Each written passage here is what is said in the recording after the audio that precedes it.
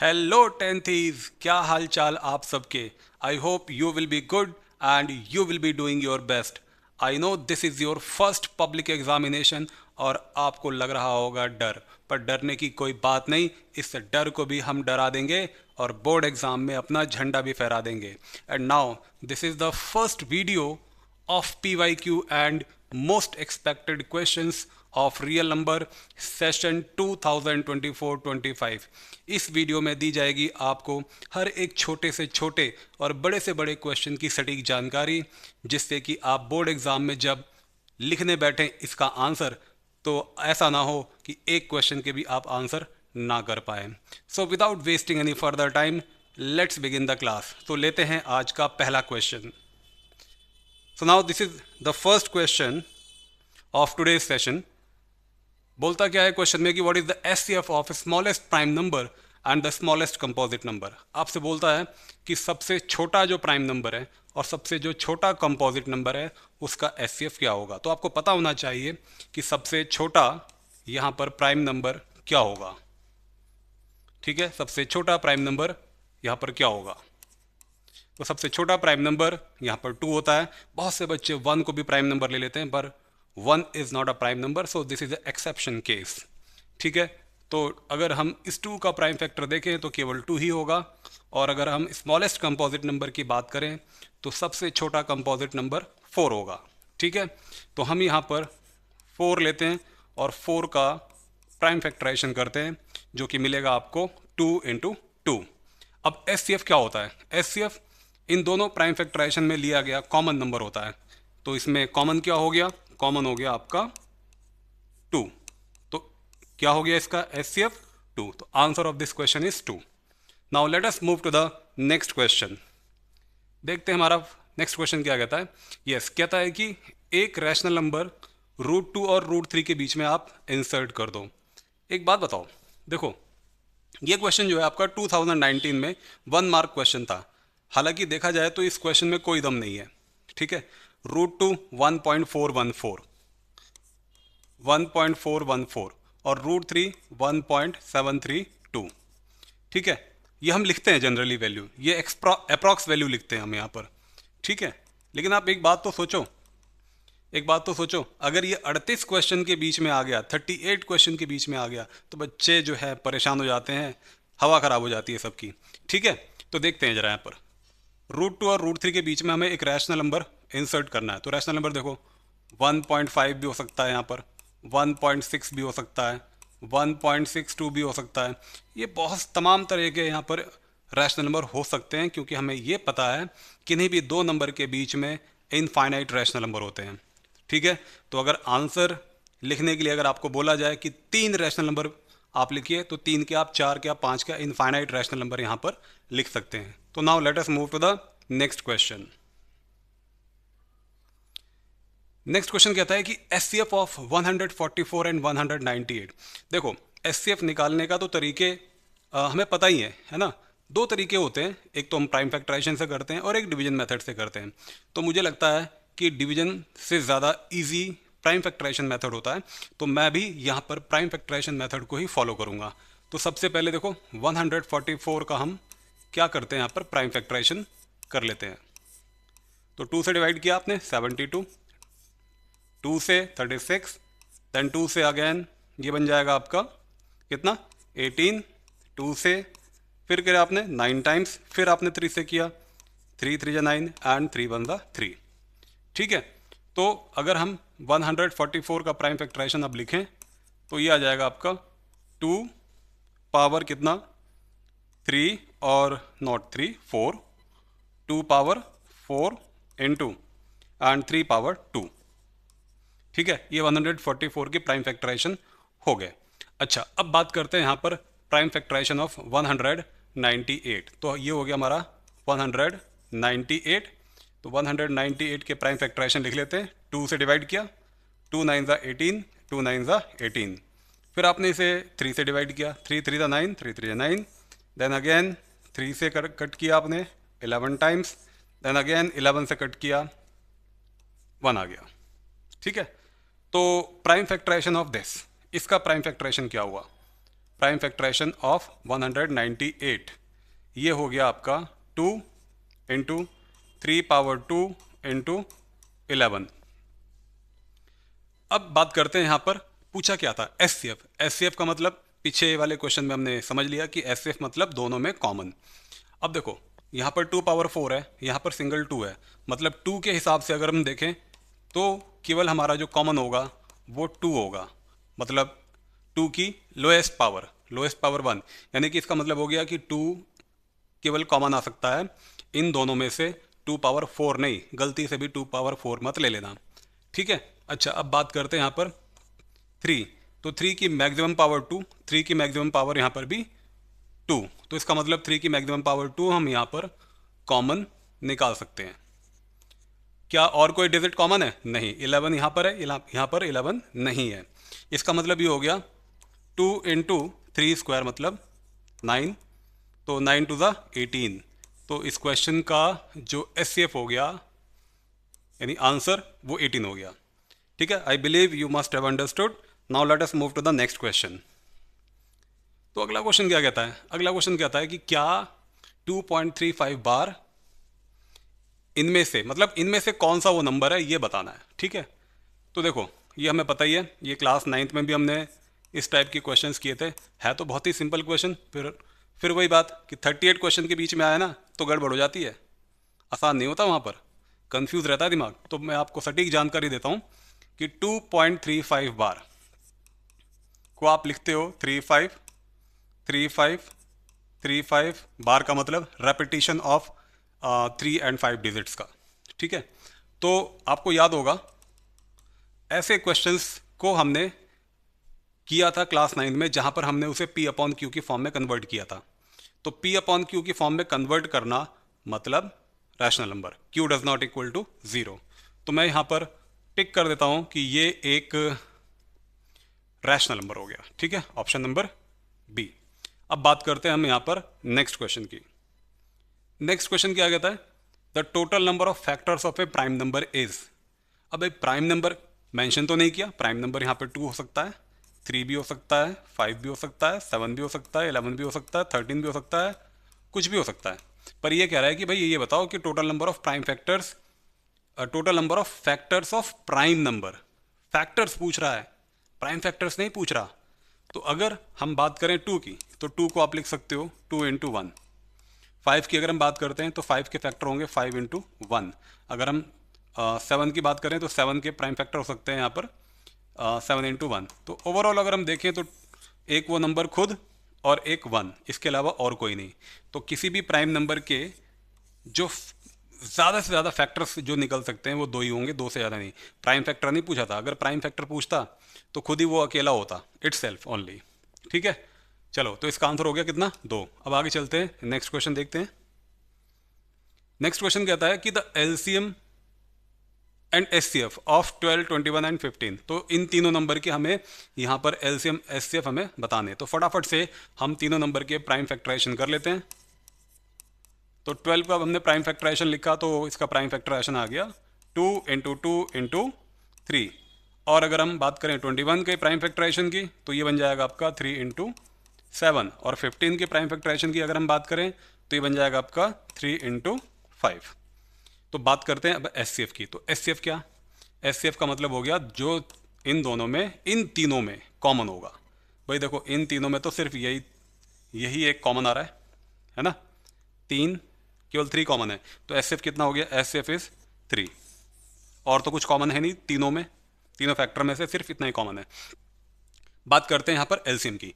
तो देखो एलसीएम क्या है? एलसीएम मतलब, अब देखो एलसीएम का कॉन्सेप्ट बड़ा सुंदर सा कॉन्सेप्ट है।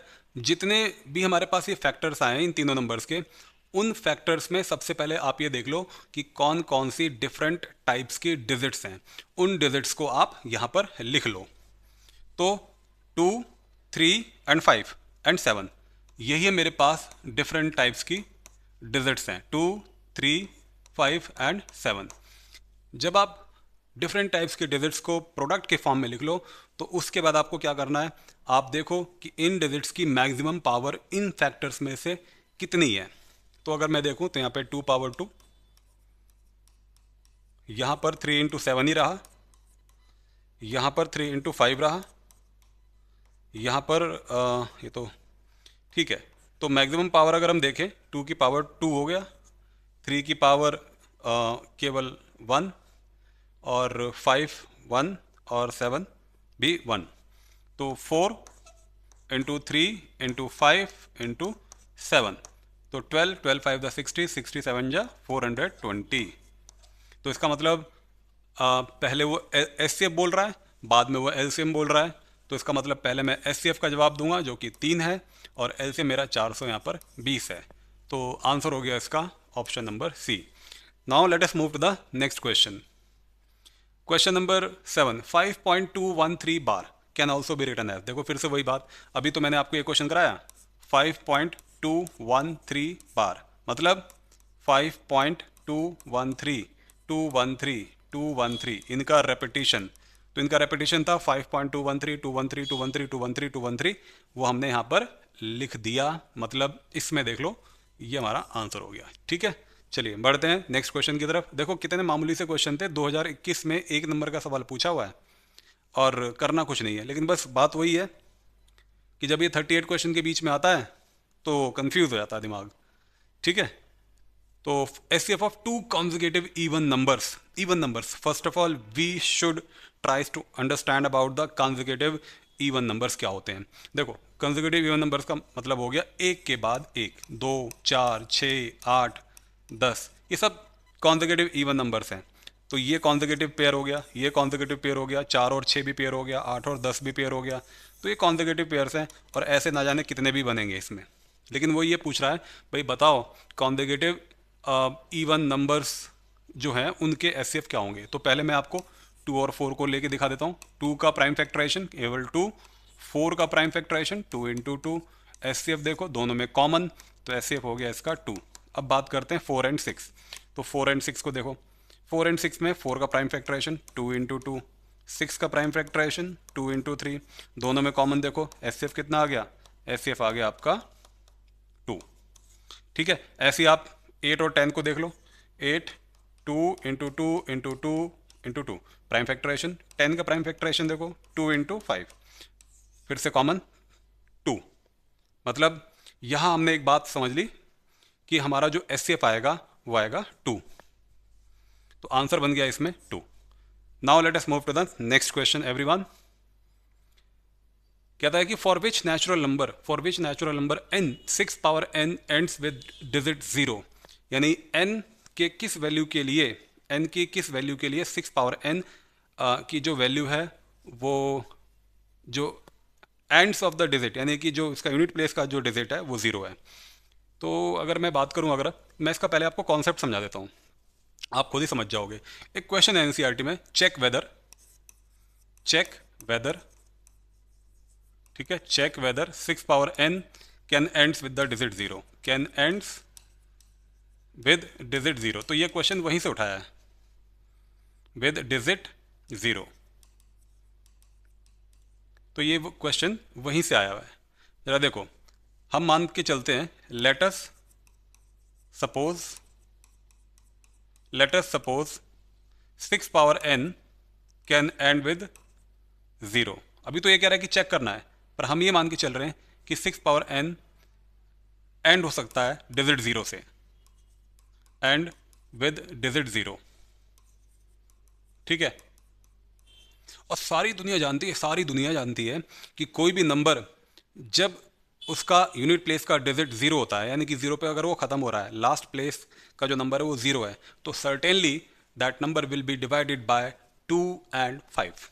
इसका मतलब हो गया 6 पावर n के प्राइम फैक्टराइजेशन में अगर ये ख़त्म हो रहा था 0 पर, तो इसके प्राइम फैक्टराइजेशन में 2 तो मिलेगा, 5 भी मिलेगा, और सम अदर नंबर भी मिल सकता है। जैसे कि फॉर एग्जांपल मैं आपसे कहता हूँ कि 30 है, ठीक है, तो 30 का प्राइम फैक्टराइजेशन निकालता हूँ, तो 2 से काटा 15, ठीक है, फिर 3 से काटा, फिर 5 से काटा, मतलब 2 और 5 तो आया, एक अदर नंबर 3 भी आ गया। ये कहना चाहता था मैं आपसे। ठीक है, अब बात करते हैं यहाँ पर। अब अगर हम देखें 6 को, तो 6 को हम क्या लिख सकते, 6 इज अ, यहाँ पर जो है 6 क्या है, 6 is a composite number, 6 is a composite number, 6 is a composite number. अच्छा, तो 6 कंपोजिट नंबर है, तो एक फेमस थ्योरम थी, fundamental theorem of arithmetic. Every composite number can be expressed as a product of its prime and the factors would be unique except the order of the digit. यानी दुनिया का कोई भी composite number हो, जब उसके prime factorisation निकाले जाएंगे तो उनका प्राइम फैक्टराइजेशन यूनिक होगा। उनके ऑर्डर, डिजिट के जो ऑर्डर्स हैं उनको अगर छोड़ दिया जाए, उसको मद्देनज़र अगर ना रखा जाए, तो वो उनका प्राइम फैक्टर यूनिक होता है। तो अगर मैं बात करूँ 6 का प्राइम फैक्टर, तो ये आएगा 2 इंटू 3, इसके अलावा कोई नहीं आ सकता। बाकी 3 इंटू 2 हो सकता है। इसकी पावर कितनी थी, n थी यहाँ पर, 2 इंटू 5 इंटू क्यू। अब देखो n का क्या मतलब है, n का मतलब हो गया कि n यहाँ पर कोई भी नेचुरल नंबर है, कोई भी नेचुरल नंबर यहाँ पर, ठीक है। तो अगर कोई भी नेचुरल नंबर होगा, कोई भी नेचुरल नंबर होगा, 1 होगा, 2 होगा, 3 होगा, तो मान लो अगर फॉर एग्जांपल मैंने कहा कि यहाँ पे 3 है n की जगह पर, तो यहाँ पर मैं आपको एग्जांपल समझा रहा हूँ। अगर 3 है तो इसको आप लिखोगे 2 पावर 3 इंटू 3 पावर 3, यानी 2 को 3 बार लिखोगे, 2 को 3 बार लिखोगे, 3 को आप 3 बार लिखोगे। मतलब ओवरऑल फैक्टराइजेशन में केवल 2 और 3 के अलावा और कुछ नंबर ही नहीं आएगा। भाई अगर 2 और 3 के अलावा कोई नंबर नहीं आएगा तो इसके प्राइम फैक्टराइजेशन को तो इक्वल दिखाया गया है कि 2 इंटू 5 इंटू क्यू, यानी कि उसके प्राइम फैक्टराइजेशन में 5 भी आ रहा है, कोई और नंबर भी आ रहा है। तो इसका मतलब है ऐसा तो पॉसिबल नहीं है, ऐसा तो संभव ही नहीं है। तो हम लिखेंगे बाय यूजिंग FTA थ्योरम। तो फंडामेंटल थ्योरम ऑफ अर्थमेटिक के according this factor should be unique, this factor should be unique, this factor should be unique. कौन सा फैक्टर भाई, कौन से फैक्टर की हम बात कर रहे हैं, हम इस फैक्टर की बात कर रहे हैं। ये यूनिक होना चाहिए था, पर ये यूनिक कहाँ से हुआ, ये तो 2 इंटू 5 हो गया ना, तो यूनिक तो है ही नहीं। इसका मतलब FTA थ्योरम यहाँ पर फेल हो जाएगी अगर हमने इसको ऐसे लिख दिया। तो ऐसा इसलिए हो रहा है कि our assumption is wrong, therefore our assumption is wrong, therefore our assumption is wrong. हमारी एजम्पशन जो है वो गलत है। कौन सी एजम्पशन, कि 6 पावर n डिजिट 0 पर ख़त्म हो सकता है।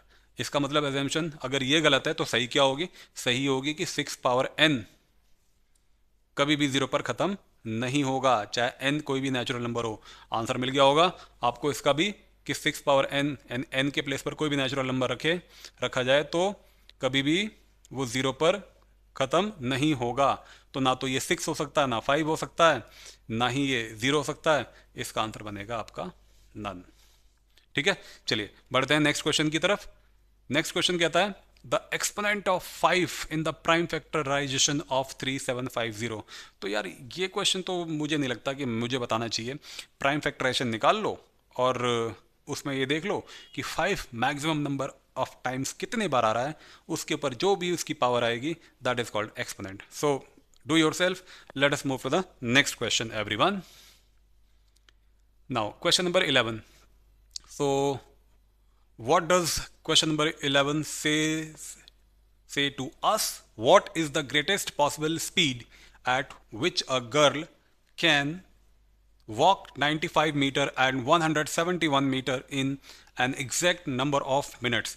एक लड़की 95 मीटर 171 मीटर की वॉक करती है, तो उसको उसको अपनी जो स्पीड है वो कितनी रखनी चाहिए। यानी कह रहा है कि what is the greatest possible speed, तो कितनी उसकी स्पीड अपनी रखनी चाहिए कि वो एग्जैक्ट नंबर ऑफ मिनट्स में इन वॉक को कंप्लीट कर ले। तो देखो बात सुनो बहुत ध्यान से। तो आप क्या करो, देखो कि ये 95 और 171 जो मिनट्स दे रखे हैं, मीटर्स दे रखे हैं, इसका सबसे छोटा मीटर डिस्टेंस कितना होगा जिससे कि ये 95 और 171 दोनों को काट दे, और जो सबसे छोटा डिस्टेंस होगा वो इन डिस्टेंसेस का एचसीएफ होगा। ठीक है, तो जरा देखो, मैं अगर बात करता हूँ यहाँ पर 95, तो 95 को लिखोगे आप 19 इंटू 5, इसका प्राइम फैक्टराइजेशन ही हो गया। 171 तो ये हो गया 19 इंटू 9, तो प्राइम फैक्टराइजेशन क्या आ गया इसका 19, मतलब 19 मीटर।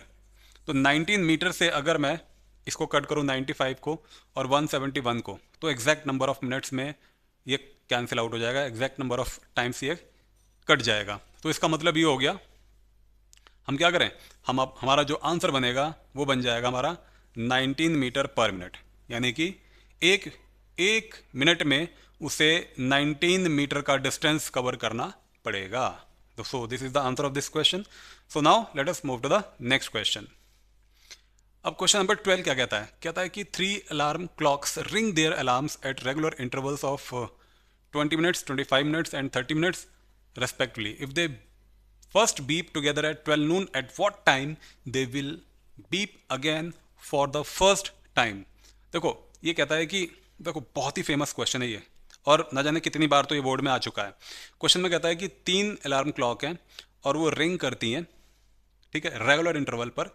एक करती है 20 मिनट में, दूसरी करती है 25 मिनट में, और तीसरी करती है 30 मिनट में। अब अगर एक साथ ये तीनों बेल दोपहर 12 बजे अगर रिंग करती हैं, तो आगे इन चारों टाइम में से कौन सा ऐसा समय होगा कि जब वो एक साथ बीप करें फिर से, ठीक है। So in this case what we have to find, we have to find the LCM. मतलब क्या हुआ, मतलब ये हुआ, देखो एलसीएम क्यों, इसलिए कि 20 मिनट, 25 मिनट, 30 मिनट में ये रिंग करती हैं। तो मतलब ये हुआ कि 20, 25 और 30 से कटने वाला सबसे छोटा टाइम क्या होगा। भाई उसको कम से कम टाइम में ही तो दोबारा से वापस रिंग करना है ना इन तीनों बैलों को, तो 20 से भी वो टाइम कटना चाहिए, डिवाइड होना चाहिए, 25 से भी डिवाइड होना चाहिए, और 30 से भी डिवाइड होना चाहिए। So in this case we have to find the LCM, ठीक है। तो पहले हम इनका एलसीएम फाइंड आउट करते हैं। तो 20 का अगर हमने प्राइम फैक्टराइजेशन निकाला, 2 इंटू 2 इंटू 5 हो गया, और अगर हम 25 का प्राइम फैक्टराइजेशन निकालते हैं तो ये बनता है आपका 5 इंटू 5 हो गया। तो अगर मैं बात करूं एलसीएम की, तो एलसीएम के लिए मैंने आपको क्या बताया था, अच्छा अभी 30 भी तो रह गया, उससे भी तो करो। 30 को लिखेंगे 2 इंटू 5 इंटू 3, ठीक है, ये इसका प्राइम फैक्टराइजेशन हो गया, 2 इंटू 5 इंटू 3। तो अगर मैं एलसीएम की बात करूं तो एलसीएम क्या था, एलसीएम के लिए सबसे पहले हम क्या करते थे, जितने भी डिफरेंट टाइप्स के डिजिट्स हैं इन फैक्टर्स में उनको लिख लेते हैं। तो 2, 5 एंड 3, इसके अलावा तो और कोई नंबर नहीं है, 2, 5 एंड 3। अब इसमें 2 पावर 2 इंटू 5, मैक्सिमम पावर 2 की 2 है यहाँ पर, 5 की मैक्सिमम पावर 2 है, और यहाँ पर दोनों पर, तीनों पर ही एक एक पावर है, तो इसको लिखने की ज़रूरत नहीं। तो maximum number of power of 2 that is 2, तो मैंने यहाँ पे 2 पुट कर दिया, और 5 की मैक्सिमम पावर कितनी है 2, तो मैंने यहाँ पे 2 पुट कर दिया, और मैं अगर देखूँ यहाँ पर 3, तो 3 की मैक्सिमम पावर ओनली 1, तो 3 को लिख दिया यहाँ पर सिंगल टाइम्स। सॉल्व करो इसे, ये आ गया 4, ये आ गया आपका 25, और ये आ गया 3। तो 25 4 ज़ा 100, 100 3 ज़ा 300 मिनट, 300 मिनट। अब बात करते हैं कि 300 मिनट यानी ये वो छोटा सा छोटा टाइम होगा जब ये तीनों time interval 20 minute, 25 minute, 30 minutes इस 300 मिनट को डिवाइड एग्जैक्टली करेंगे, ये सबसे छोटा टाइम होगा, ठीक है। तो अब क्या करें, अब क्या करें, अब सबसे पहले अब हम 300 मिनट को ये देखेंगे कि इसमें कितने आवर्स होते हैं। उस आर के को जब हम फाइंड आउट कर लेंगे तो उसके हिसाब से हम ये देखेंगे कि अगर वो तीनों बेल 12 बजे एक साथ बज रही हैं तो उस टाइम को जोड़ देंगे, ठीक है। तो 300 को हमने डिवाइड किया 60 से, 60 से ही क्यों, क्योंकि मुझे पता है कि 60 मिनट का 1 घंटा होता है, तो 5 घंटे हो गए जी, है ना। तो 5 आवर्स, तो 12 बज गए, और 12 बजे के बाद 5 घंटे बाद देख लो क्या होगा टाइम, 1, 2, 3, 4, 5, 5 बजे, 5 बजे ये तीनों बेल एक साथ बजेंगी। So answer is option C. So now let us move to the next question everyone. ये क्वेश्चन जो पिछला क्वेश्चन था, हालांकि था तो एमसीक्यू में, है ना, लेकिन वो वर्किंग में भी आ सकता है, क्योंकि आप देख रहे हो कि इसमें कितना लॉजिक लगाना पड़ता है, तो 2 नंबर का सवाल बन सकता है। Now so this is also one of the famous question related to real number chapter. Question number 13. The greatest number which when divides 1, 2, 5, 1, 9, 3, 7, 7, 1, 5, 6, 2, 8 leaves remainder 1, 2 and 3 respectively। यानी कि एक कोई बड़े से बड़ा नंबर है, जब उससे 1251 को, 9377 को, 15628 को डिवाइड करते हैं तो रेस्पेक्टली रिमाइंडर हमारा 1, 2 और 3 बचता है।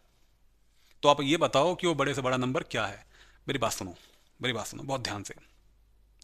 रिमाइंडर क्या बचता है? 1, 2 और 3।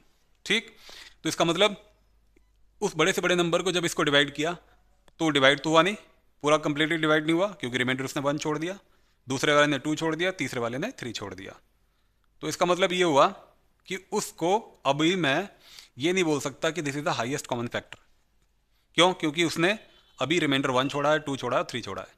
अब एक काम करते हैं, उस ग्रेटेस्ट नंबर को ही निकालना है ना, तो हम एक काम करते हैं, हम 1 को माइनस कर देते हैं, 2 को माइनस कर देते हैं, 3 को माइनस कर देते हैं। किस में से? इन रेस्पेक्टिव नंबर्स में से।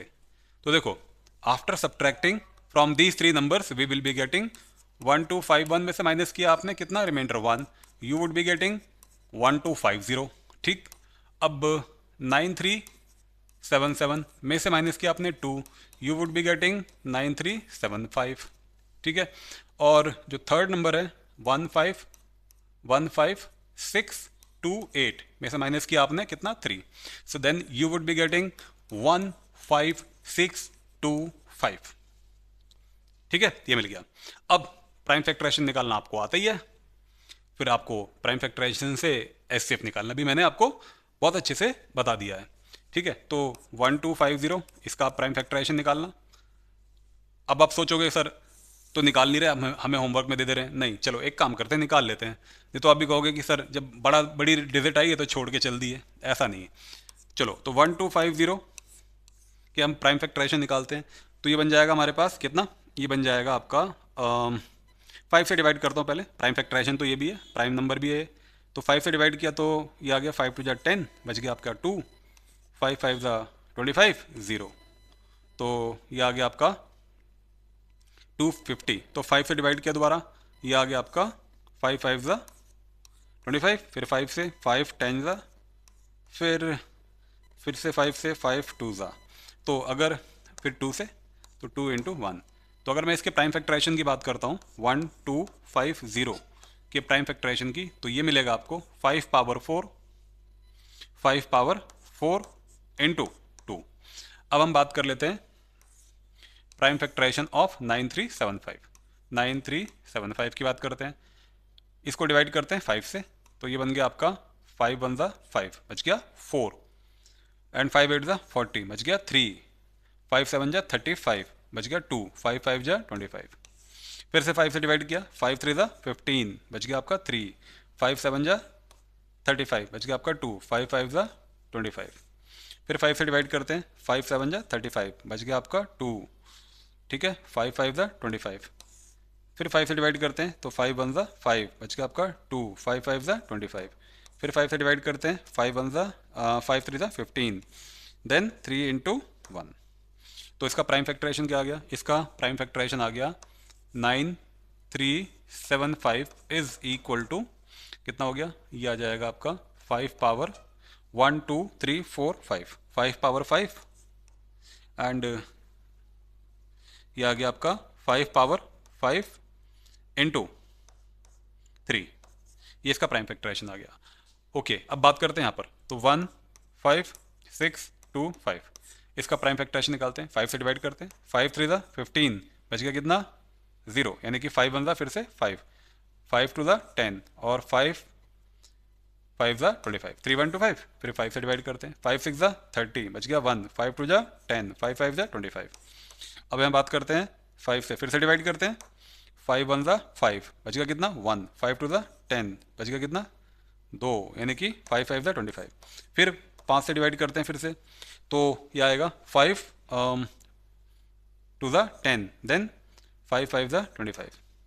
फिर 5 से डिवाइड किया आपने, 5 5 जा 25, फिर 5 से डिवाइड किया, 5 1 जा 5, यानी ओवरऑल अगर हम देखें तो 15625 का जो प्राइम फैक्टराइजेशन आया वो बन गया आपका 5 पावर 1 2 3 4 5 6, 5 पावर 6।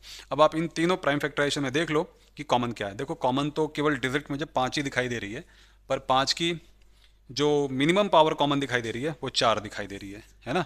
तो इसका मतलब अगर मैं इसके एचसीएफ की बात करूं तो HCF is equal to 5 power 4, मतलब 5 इंटू 5 इंटू 5 इंटू 5, तो 5 5 ज़ा 25, 25 5 ज़ा अगेन 625, तो वो ग्रेटेस्ट पॉसिबल नंबर 625 होगा। आई believe you must have understood this concept. ठीक है, इसी तरीके से मैं आपको ये बता दूं, एक टैंकर से रिलेटेड क्वेश्चन होता है, उसमें भी ये कहता है कि एग्जैक्ट नंबर ऑफ टाइम से उसे मेज़र करना है।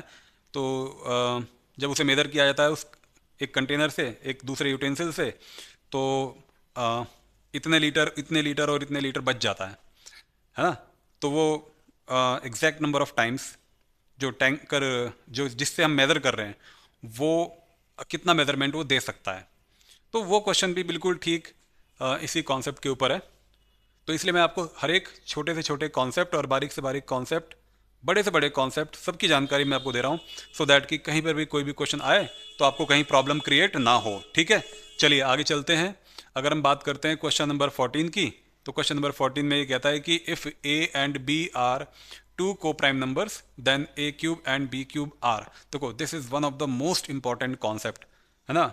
Most of the student don't know about the coprime number, पता ही नहीं है को प्राइम नंबर क्या है। को प्राइम नंबर की परिभाषा ही एकदम बिल्कुल अलग अलग बदल रखी है सबने।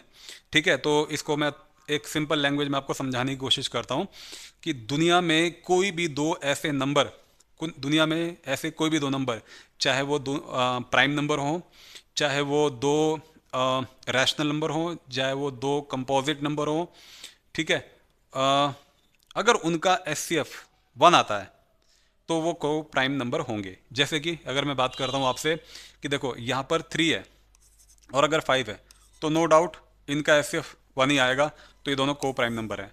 अगर मैं बात करता हूँ 3 और 27, तो इनका एचसीएफ 1 नहीं आएगा, तो दे आर नॉट को प्राइम नंबर। लेकिन अगर मैं यहीं बात करूँ कि 27 और 25 ये दोनों के दोनों ही कंपोजिट नंबर है, मोर देन 2 फैक्टर्स। ठीक है, तो दोनों के दोनों ही ये कंपोजिट नंबर हैं, तो इसका मतलब ये हो गया, कि ये दोनों जो है ना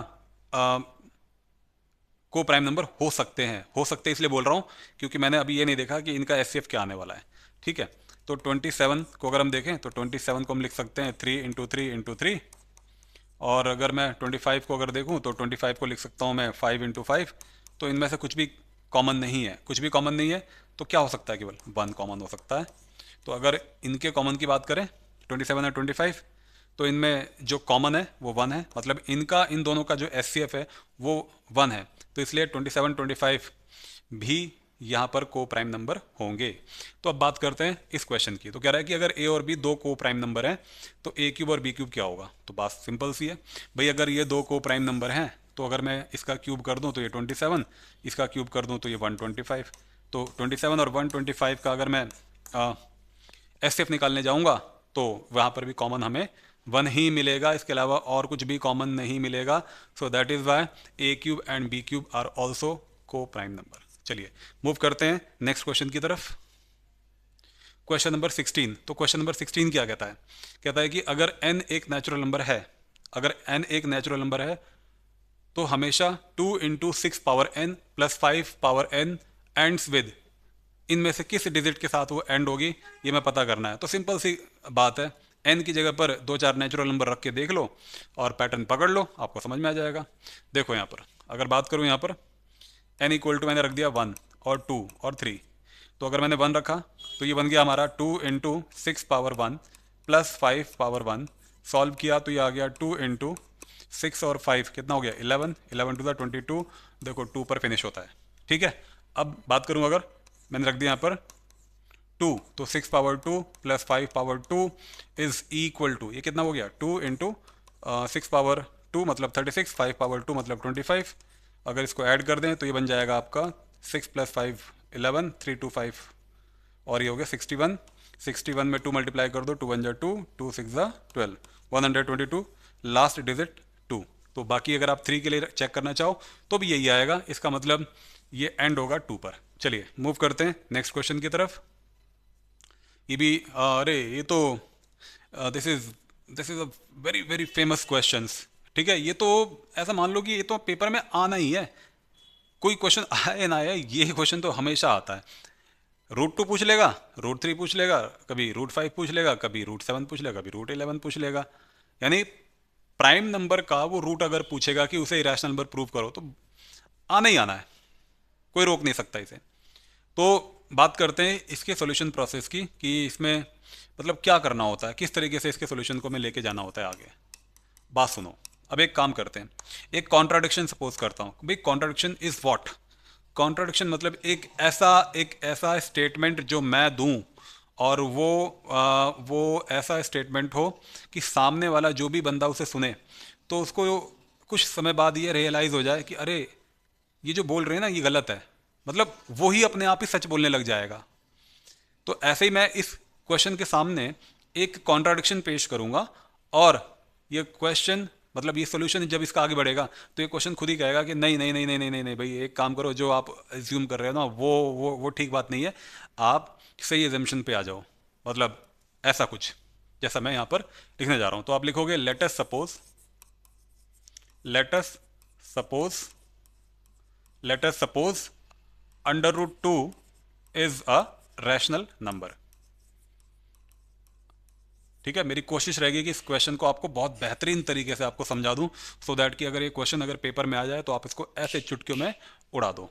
तो under root 2 is a rational number, और सारी दुनिया जानती है कि कोई भी रैशनल नंबर अगर है तो उसको हम पी अपॉन क्यू की फॉर्म में लिख सकते हैं।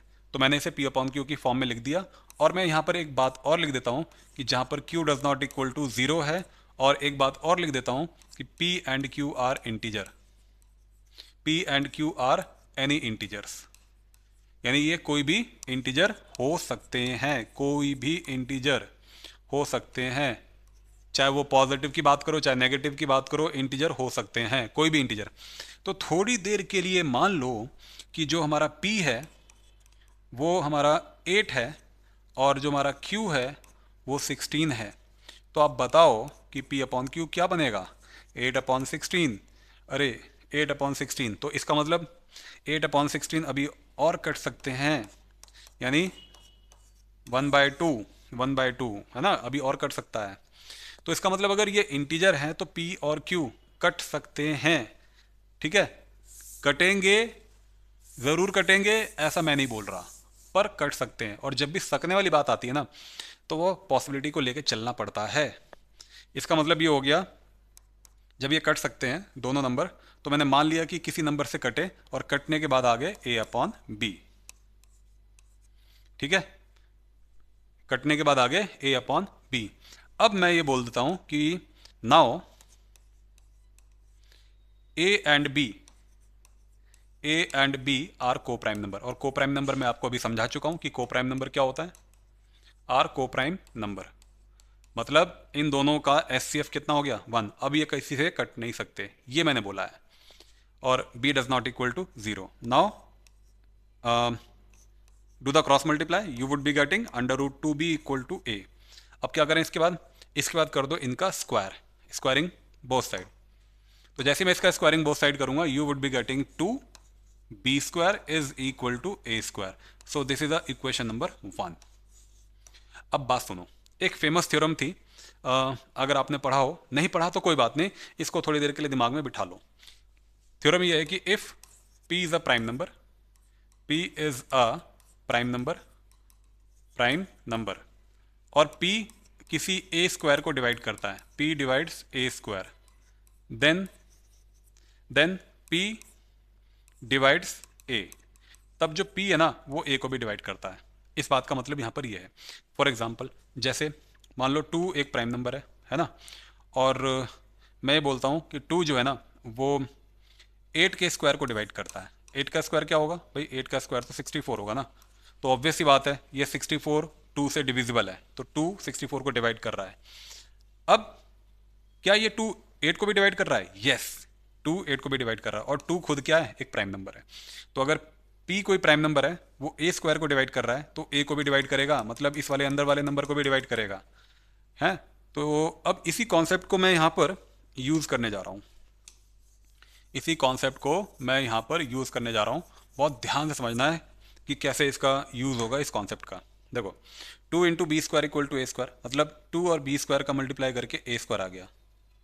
तो जब किसी दो नंबर का मल्टीप्लाई करके कोई तीसरा नंबर फॉर्म हो जाए तो इस नंबर से 12 कट जाएगा, 4 से भी कट जाएगा। तो अगर इन दो नंबर से के मल्टीप्लाई से अगर ए स्क्वायर आ रहा है तो 2 से ए स्क्वायर भी कट जाएगा और बी स्क्वायर से भी ए स्क्वायर कट जाएगा। पर हमारी नीड केवल 2 तक है, तो मैं 2 के बारे में ही बात करूंगा, बाकी और किसी के बारे में बात नहीं करूंगा। तो यहाँ पर मैं लिखता हूँ नाउ 2 डिवाइड्स ए स्क्वायर। 2 डिवाइड्स ए स्क्वायर, 2 क्या है, एक प्राइम नंबर है और ए कुछ भी नंबर हो सकता था। तो 2 ने ए स्क्वायर को डिवाइड किया थ्योरम के अकॉर्डिंग, जो भी मैंने बताई उसके अकॉर्डिंग क्या, उसके अकॉर्डिंग 2 डिवाइड्स ए, उसके अकॉर्डिंग हो गया कि 2 डिवाइड्स ए। नाउ अब बात करते हैं आगे। अब अगर 2 ने ए को डिवाइड किया तो भाई कोई ना कोई तो क्वेश्चन आया होगा।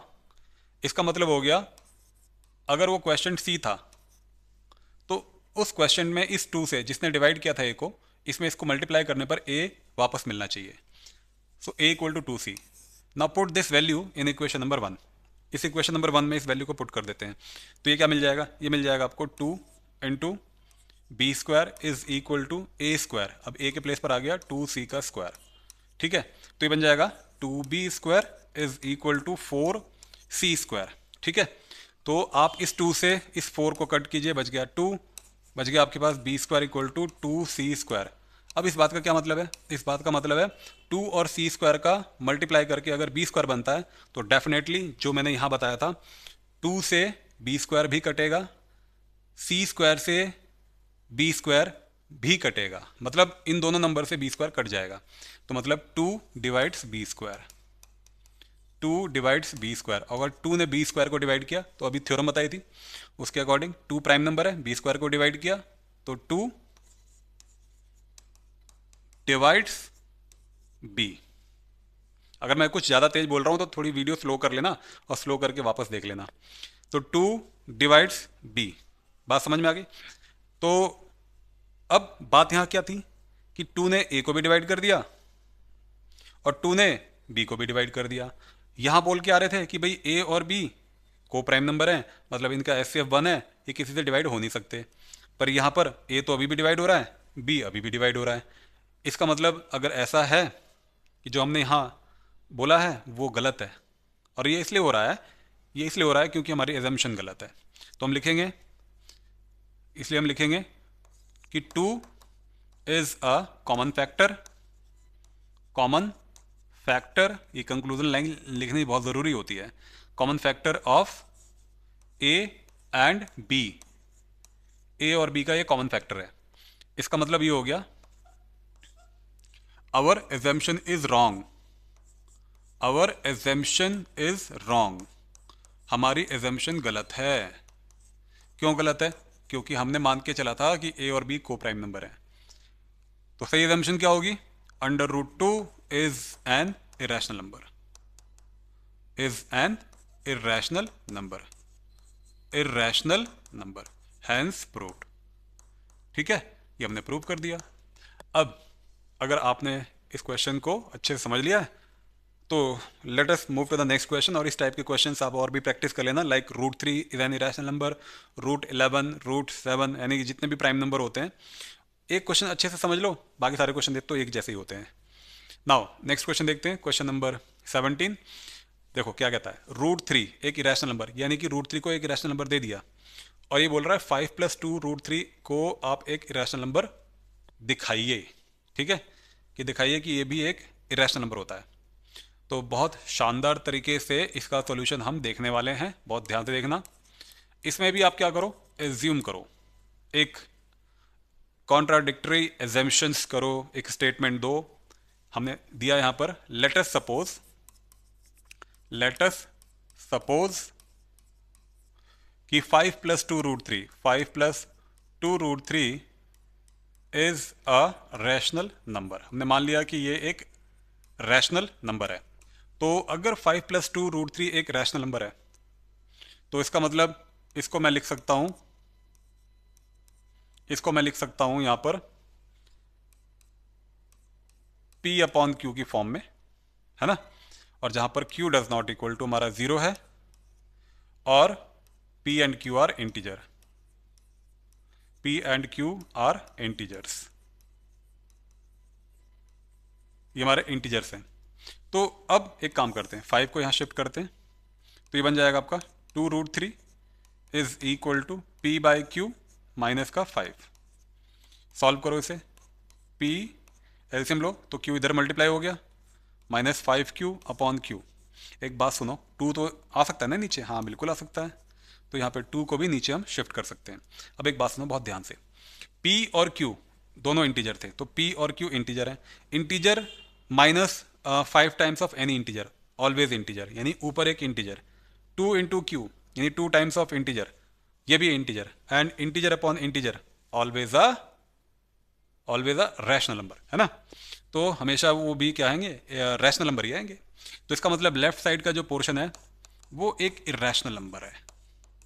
क्यों, ऐसा मैं नहीं बोल रहा, क्वेश्चन में गिवन है, देख लो, इरेशनल नंबर, और ये है रैशनल नंबर, रैशनल नंबर। तो ऐसा कैसे हो सकता है कि एक रैशनल नंबर रैशनल नंबर के बराबर हो ही नहीं सकता। पर अगर ये हुआ तो क्यों हुआ, क्योंकि हमारी एजम्पशन, हमारी सोच गलत थी, इस वजह से ये आया। तो राइट एजम्पशन क्या होगी, therefore therefore therefore 5 plus 2√3 is an irrational number, और ये हो गया इसका प्रूफ। अब इसके बारे में, इस क्वेश्चन से रिलेटेड कुछ खास बातें आपको बताता हूं, बहुत ध्यान से सुनना आप।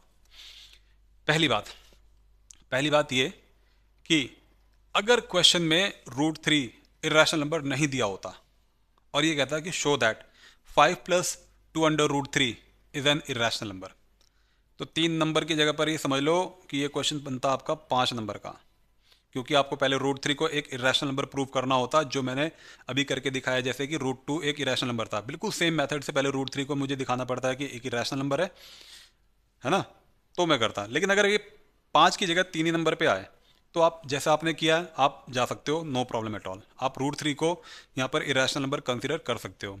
पर इसी से एक मिलता जुलता एक और सवाल है ना, मैं आपको बता दूं कि वो क्या क्वेश्चन है। वो क्वेश्चन ये है कि अगर ये क्वेश्चन कुछ ऐसे आ जाए तो क्या करना होगा एग्जाम में। अगर ये क्वेश्चन ऐसे आ जाए कि prove that √5 plus 2√3 is an irrational number, ठीक है, पहले केवल 5 पर रूट नहीं था, 1 पर था, पर यहाँ पर आपकी बार दोनों ही प्राइम नंबर्स पर जो है रूट आ गया, 5 पर भी रूट और 3 पर भी। तो ऐसे केस में दोनों √5 और √3 को वो क्वेश्चन में देगा कि वो एक इरेशनल नंबर है ना। तो इसको प्रूफ करने का तरीका बिल्कुल वही है, आप एक कॉन्ट्राडिक्टरी स्टेटमेंट यहाँ पर रैशनल नंबर आप लिखोगे और उसके बाद आप p/q लिखोगे, ठीक है। बस एक स्टेप इसमें कम हो जाएगा कि आप डायरेक्ट आप किसी चीज़ को शिफ्ट मत करो। अब आप करो यहाँ पर स्क्वायरिंग बोथ साइड। तो जैसे आप स्क्वायरिंग बोथ साइड करोगे, है ना, स्क्वायरिंग बोथ साइड करोगे तो ये मिल जाएगा आपका 5, यहाँ मिल जाएगा 4 इंटू 3 12, 2ab यानी 4√15 is equal to p² upon q², ये मिलता आपको। ये मिलता 17, 4√15 is equal to p² upon q² minus कितना हो गया, ये बन जाता आपका 17 बन जाता। तो ये बन जाता आपका यहाँ पर एलसीएम लेने के बाद √15 is equal to p² minus 17 q² upon, ये बन जाता आपका 4q²। अब एक बात सुनो बहुत ध्यान से, p क्या था, इंटीजर, q क्या था, इंटीजर, तो इंटीजर का सब्ट्रैक्शन भी इंटीजर ही होगा, और नीचे जो है ये भी एक इंटीजर है, तो integer upon integer is always integer, और इंटीजर क्या है, एक रैशनल नंबर होता है। तो this side is a rational number and यहाँ पर √15 है, तो यहाँ पर क्या है, प्रोडक्ट ऑफ 2 इरेशनल नंबर जब वो प्राइम नंबर हो, लाइक आपका हो गया √3, सेम नंबर नहीं होना चाहिए, अलग अलग। तो ऐसे केस में √3 इंटू √5, इसे आप लिखोगे, √3 इरेशनल है, √3 ये √5 भी इरेशनल है, तो ऐसे केसेस में ये एक प्योरली आपको एक इरेशनल नंबर मिलेगा। बस ध्यान देने वाली बात ये, ये दोनों सेम नहीं होने चाहिए, यानी कि √3 इंटू √3 दोनों इरेशनल हैं, पर इनका जो प्रोडक्ट है वो एक रैशनल होगा। पर यहाँ पर ये दोनों अलग होने चाहिए, तो इस केस में ये दोनों इर्रेशनल नंबर होंगे। आई गेस कि आपको ये बात समझ में आ गई होगी। तो ये इर्रेशनल, वो रैशनल, इर्रेशनल रैशनल के बराबर नहीं हो सकता, तो this is a contradictory statement. मतलब कि √5 + 2 √3 is purely an irrational number, hence prove. तो मैंने आपको इसका भी प्रूफ दे दिया। तो क्वेश्चन कैसे भी आए आप इसे करके आना। अब एक क्वेश्चन नंबर 18 देखते हैं। An army contingent of 612 members is to march behind an army band of 48 members in a parade. The two groups are to march in the same number of columns. What is the maximum number of columns in which they can march? मतलब एक army का band है जिसमें 48 members हैं, और army के contingent जो कि कितने हैं, 612 मेंबर्स हैं। ये आर्मी के कंटिजेंट बैंड, आर्मी का जो बैंड है उनके पीछे मूव करेंगे परेड में, ठीक है, पर एक सिस्टमैटिक मैनर में। मैनर क्या है कि ये जो बैंड वाले जितने भी लोग हैं, ये जितने कॉलम बनाएंगे उन कॉलम के पीछे, यानी उन कॉलम के पीछे ये आर्मी के कंटिजेंट जितने भी होंगे सेम नंबर ऑफ कॉलम्स बनाएंगे। तो ये मुझे पता करना है कि आर्मी वालों ने कितने कॉलम बनाए, यानी कि कंटिजेंट ने कितने कॉलम बनाए, और जो मेंबर्स हैं, बैंड के जो मेंबर्स हैं, उन्होंने कितने कॉलम बनाए। So to resolve this case we have to find the SCF of these two numbers, right. तो जब आप इसका SCF निकालोगे तो आप कर दो इनका प्राइम फैक्टराइजेशन। तो 612 इसको डिवाइड किया, 2 3 जा 6 हो गया, और 0 और ये हो गया 6, 2 6 जा 12। फिर मैं इसको 2 से डिवाइड कर देता हूँ, 2 1 जा 2, बच गया आपका 5, और ये हो गया 2 3 जा 6। अब 3 से डिवाइड किया, 3 5 जा 15, 3 1 जा 3। फिर अगेन 3 से डिवाइड किया मैंने, तो ये हो गया 3 से 17 टाइम्स, देन ये आ गया 17। इसका मतलब prime factorization of 612 is 2 power 2 into 3 power 2 into 17। अब हमारे पास 48 है, तो 48 का भी हम निकाल लेते हैं क्या यहाँ पर, SCF।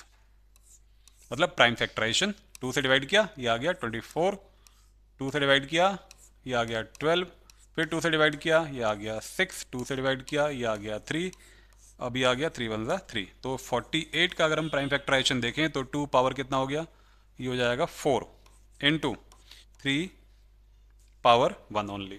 तो अगर हम देखें तो दोनों में कॉमन, अब हमें SCF निकालना था ना, तो SCF निकालना है, मतलब 2 की, अच्छा 2 क्या कॉमन है, हाँ यस कॉमन है, 2 भी कॉमन है, 3 कॉमन है क्या दोनों फैक्टर में, यस ये भी कॉमन है। तो 2 और 3 को तो मैंने लिख दिया पहले। अब 2 की लीस्ट पावर 2, और 3 की जो लीस्ट पावर है वो यहाँ पर कितनी है, 1, तो मैं यहाँ पर ये लिखूंगा। तो ये बन गया आपका 4 और 3, ये कितना हो गया 12, तो 4 3 जा 12। तो इसका मतलब है 12 कॉलम्स बनेंगे, ठीक है। अब बात करते हैं आगे, नेक्स्ट क्वेश्चन देखते हैं। हमारा नेक्स्ट क्वेश्चन है, if the LCM of two prime numbers P and Q is 2 to 1, find the value of 3P - Q। हमारे पास दो प्राइम नंबर हैं जिसमें P और Q, P is greater than Q। अब ये कह रहा है कि दोनों प्राइम नंबर का एलसीएम अगर आपको 2 to 1 दे दिया जाए तो आप बताओ कि वैल्यू ऑफ 3P - Q क्या होगा। तो this is a very interesting question, ठीक है। चलो देखते हैं इसका सॉल्यूशन। तो देखो पहली बात कि P and Q are prime number, P and Q are prime number. तो अगर P and Q prime number है तो आप मुझे बताओ कि दो जो प्राइम नंबर होते हैं, दो प्राइम नंबर, उनका HCF कितना आता है, SCF कितना आता है। बिल्कुल ठीक, बिल्कुल ठीक। दो प्राइम नंबर का SCF 1 होगा, तो मतलब SCF ऑफ P, Q ये मिलता है आपको कितना, 1। इनका SCF मिलेगा आपको 1। अब एलसीएम P और Q का ये गिवन है 2 to 1। अब आपको एक रूल पता है कि product of two number is equal to product of their SCF and LCM। तो मतलब ये हो गया कि P और Q का जो प्रोडक्ट है, P इंटू Q, ये SCF और LCM के प्रोडक्ट के बराबर होगा, 2 to 1 into 1, LCM into SCF। इसका मतलब हो गया कि PQ is equal to 2 to 1 हो गया। अब एक काम करता हूँ, मुझे तो P और Q की वैल्यू ढूंढनी है, P की वैल्यू Q से बड़ी है, तो मैं 2 to 1 का प्राइम फैक्टराइजेशन निकालता हूँ, 2 to 1। तो ये 7 से तो नहीं कटेगा। यस 13 के टेबल से कट सकता है, देखते हैं एक बार। 13 वन दा 13, बच गया कितना 9, तो 13 7 जा, यस कट गया ये। ठीक है, तो इसका मतलब हमारा जो प्राइम फैक्टराइजेशन होगा 2 to 1 का, ये बन जाएगा 17 इंटू 13 पी क्यू। अब देखो ये कह रहा था कि पी जो है ना बड़ा नंबर है क्यू से, तो 17 और 13 दोनों ही प्राइम नंबर हैं, और जो पी होगा वो बड़ा वाला नंबर होगा, मतलब 17 होगा, और क्यू जो हो गया वो आपका 13 हो गया। अब ये कह रहा था क्वेश्चन में कि 3p माइनस क्यू की वैल्यू बताओ, तो 3p माइनस क्यू ये कितना होगा, 3 इंटू पी, पी की वैल्यू कितनी है, पी की वैल्यू हमारे पास 17 है, 17, और क्यू कितना है, क्यू हमारे पास 13 है। ठीक है, तो ये हो गया 51 माइनस 13, तो 11 माइनस 3 कितना हो गया 8, एंड 4 माइनस 1 3, 38, तो 38 इस क्वेश्चन का आंसर हो गया। ठीक है, I believe you must have understood people. Now let us move to the next question everyone. Question number 20 देखो क्या कहता है। तो क्वेश्चन नंबर 20 कहता है कि if the H C F of 2520 equal to 40 and the LCM of 2520 यानी कि इन दोनों नंबर का एलसीएम इतना आ रहा है और इन दोनों नंबर का एच सी एफ हमारा इतना आ रहा है, आप बताओ के की वैल्यू क्या है। तो सिंपल सा कॉन्सेप्ट है, आपको पता है रूल क्या है कि LCM of two number, H C F of two number is equal to product of these two numbers. तो ए के प्लेस पर आपका 2520 हो गया, और बी के प्लेस पर आपका हो गया 6600 हो गया। तो इसका मतलब हो गया कि एलसीएम के प्लेस पर मैं क्या पुट कर दूं, LCM of these two numbers ये दे रखा हमें 2520 इंटू 2522 इंटू के, ये इसका एलसीएम हो गया। एच सी एफ दे रखा है 40, और ये दोनों नंबर हैं क्या खुद, ए के प्लेस पर 2520 और बी के प्लेस पर हो गया आपका 6600। ठीक है, तो बात करते हैं यहाँ पर ज़ीरो से, ये ज़ीरो यहाँ पर कैंसिल आउट हो गया, और 252 से 252 कैंसिल आउट हो गया। के बराबर क्या हुआ, K is equal to 6600 divided by 4। तो इसको डिवाइड करते हैं, 4 1 ज़ा 4 हो गया, बच गया कितना 2, 4 6 ज़ा 4 8 ज़ा 4 6 ज़ा 24, बच गया यहाँ पर 2 बचा था ना, 4 1 ज़ा 4 बच गया 2, 4 6 ज़ा 24, 4 5 ज़ा 20, 0, यानी के की वैल्यू कितनी होगी 1650। Right, so I believe you must have understood. Now let us move to the next question. Okay, आप भी कह रहे हो कि सर तो एक सांस में सब कुछ पढ़ाए जा रहे हैं। भाई पी वाई क्यू है, मोस्ट एक्सपेक्टेड क्वेश्चंस हैं बोर्ड में, इनमें से कोई ना कोई क्वेश्चन आपको ज़रूर मिलेगा करने के लिए। तो देखो थोड़ा तो प्रेशर मुझे भी लेना पड़ेगा, थोड़ा तो मुझे टाइम मुझे भी देना पड़ेगा, और बहुत धीरे धीरे बोलूँगा तो कंप्लीट भी नहीं होगा, लेकिन आई बिलीव कि जो मैंने पढ़ाया है आपको बताया है वो समझ में ज़रूर आ गया होगा। और आपसे एक रिक्वेस्ट है एवरीवन कि अगर आपको मेरे पढ़ाए हुए कॉन्सेप्ट आपको समझ में आए, आपको ये वीडियो अच्छा लगा, तो प्लीज़ अगर आप चैनल पे नए हो तो चैनल को कर लेना सब्सक्राइब, और अगर आप पुराने हो तो प्लीज़ वीडियो को लाइक कर दो, शेयर कर दो, नए वाले भी लाइक कर दो और वीडियो को शेयर कर दो अपने दोस्तों के साथ। ठीक है, चलिए देखते हैं इस क्वेश्चन को, और ये आज का लास्ट क्वेश्चन होगा, इस सीरीज़ का लास्ट क्वेश्चन होगा इस चैप्टर से रिलेटेड। इसके आगे वाली जो सीरीज़ होगी उसमें मैं पॉलिनोमियल चैप्टर को पिकअप करूंगा और उसके पी वाई क्यू और मोस्ट एक्सपेक्टेड क्वेश्चन का एक वीडियो लेकर के आऊँगा। ठीक है, तो देखते हैं इस क्वेश्चन का solution. Let A and B be two positive integer such that A is equal to this and B is equal to this. P and Q are prime numbers and HCF of A B is इतना, LCM of A B is इतना। Find the value of M plus N and R plus S. बात सुनो बहुत ध्यान से, क्योंकि आपको ए दे रखा है इसमें P cube into Q power 4, ठीक है, और बी दे रखा है आपको P square into Q power 3। तो अगर मैं एच की अगर आपको बात करूँ नॉर्मल प्रोसेस से हम एच कैसे निकालते थे, भाई दोनों में कॉमन मतलब देखा जाए तो पी और क्यू दोनों में कॉमन ही है, और पी की लीस्ट पावर यहाँ पर 2 है और क्यू की लीस्ट पावर यहाँ पर कितनी है 3 है। तो ये इसका क्या हो गया एच ये एच हो गया। पर ये वाला जो एच है वो इसके बराबर होना चाहिए, क्योंकि वो बोल रहा है कि ए और बी का एच ये भी है, तो p power m into Q power n जो होगा वो p square into Q power 3 के बराबर होगा। अब p की पावर को अगर मैं कंपेयर करूं, इस पावर को इस पावर से कंपेयर करूं तो क्या मिलेगा, यह मिल जाएगा m इक्वल टू 2। ठीक है, m इक्वल टू 2। और अगर मैं इस पावर को इसको एक बार रिरेज कर देते हैं, थोड़ा गड़बड़ हो गया ये, है ना। तो ये आ गया, q पावर कितना था, q की पावर यहाँ पर था n। ठीक है, तो यहाँ पर n बराबर कितना हो गया, 3 हो गया। दोनों तरफ से कंपेयर किया, n बराबर 3 हो गया। अब अगर यहाँ की बात करें कि हम एलसीएम कैसे निकालते थे, तो एलसीएम का कॉन्सेप्ट ये कहता था भाई जितने भी डिफरेंट टाइप्स के डिजिट्स हैं उन्हें लिख दो इन दोनों फैक्टर्स में, और इन दोनों डिजिट्स की जो मैक्सिमम पावर है वो लिख दो। पावर 3 मैक्सिमम है p के ऊपर, और q के ऊपर मैक्सिमम पावर 4 है। तो इसका जो एलसीएम बन गया वो इतना आ गया। पर एलसीएम इन दोनों नंबर का ये भी दे रखा है, तो मतलब यहाँ पर मैं p पावर r और q पावर s लिख सकता हूँ। p power 3 into Q power ये हो गया 4।